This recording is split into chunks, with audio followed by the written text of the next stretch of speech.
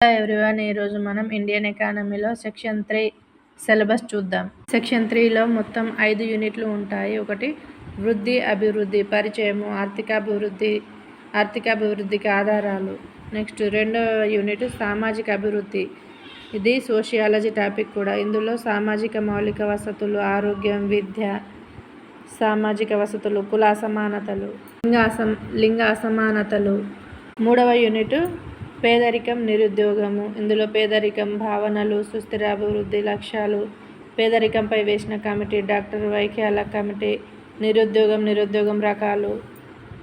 నాలుగవ యూనిట్ ప్రాంతీయ అసమానతలు. ఇది కూడా సోషియాలజీ టాపిక్.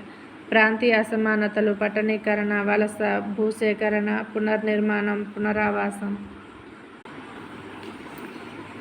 ఐదవ యూనిట్ చాలా ఈజీ. పర్యావరణము, సుస్థిరాభివృద్ధి. పర్యావరణం, పరిరక్షణ,